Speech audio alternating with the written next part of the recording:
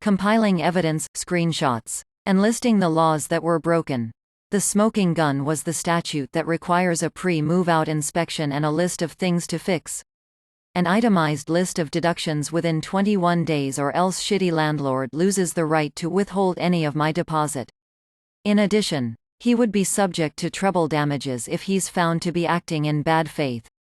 I text again and again. I give him plenty of leniency, and I even cite the laws so I can prove in court that I'm acting in good faith, and shitty landlord intentionally ignored the laws that I made him aware about. Shitty landlord probably thinks I'm a young pushover college student who won't follow through with legal threats. Well, sir, we're going to court because I'm petty as fuck when it comes to people trying to fuck me over. I file in small claims for $650 plus treble damages, plus court costs. Shitty landlord files a counterclaim of $2,000 for damages to the property, claiming I caused flooding and I broke the microwave. Okay, buddy. In response, I gather testimonies from 3 of the other tenants and I build my case into a 40-page packet of evidence, complete with page numbers, a table of contents, and descriptions for every screenshot and photo.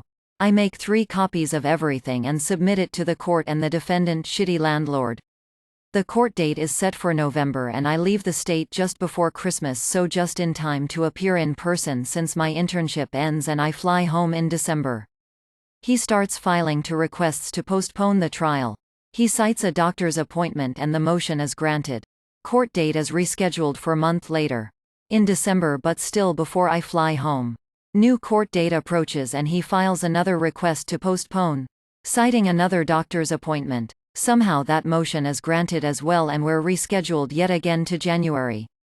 Darn. January rolls around and surprise, surprise. Guess who's got another doctor's appointment conveniently on the same exact day of the trial? Denied. The court finally got of his bullshit and denied the motion because he can't prove he scheduled the doctor's appointment prior to the court date being moved. Welp, I'm not in CA anymore. I'm across the country on the East Coast. Shitty landlord thinks if I'm no longer in the state, he'll automatically win since I'm not willing to fly back to CA. Well, unbeknownst to shitty landlord, California courts offer an option to appear by telephone. Haha. Court day comes and I get the call. I'm sworn in and then connected to the court. I'm given time to present my case. Unfortunately, I didn't prepare a script, so I kinda summarize the events and explain why I deserve money. Then shitty landlord gets time to defend himself and explain his counterclaim. He doesn't prepare anything either, and he ends up rambling about random shit that doesn't help his case at all. For example, he spends a lot of time explaining how another one of the tenants was shitty and so his behavior was justified. He doesn't even have a sliver of evidence for his counterclaim when the judge asks for it.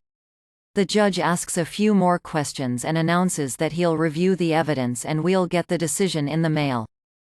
A couple weeks later, I get the judgment saying I'm owed $650. Shitty landlord gets nothing. Well, damn. No treble damages for me. However, it's just my luck the shitty landlord is a piece of shit that won't accept defeat. He files an appeal for who knows what. It's granted. Redo trial is scheduled for May. This time I'm 10x more prepared. Once again, I'm sworn in and then they connect me to the courtroom speaker. This time I have a hashed-out script that I read, making sure to emphasize how often I informed shitty landlord of the law, how often shitty landlord knowingly broke the law, and how I offered so much leniency and so many opportunities to do the right thing. Once again, shitty landlord doesn't prepare anything, but instead rambles on so much that even the judge tells him to get back on track multiple times. Shitty landlord claims I caused water damage and had to replace all the carpets. The judge asks for an invoice or receipt. He has none. Shitty landlord claims I broke the microwave, so the judge reads him the 3 witness statements that all state I didn't break the microwave. Shitty landlord says they're all lying. He still has no evidence whatsoever. At this point, the judge clearly sounds done with his shit and says we'll get his decision in the mail, and the call ends.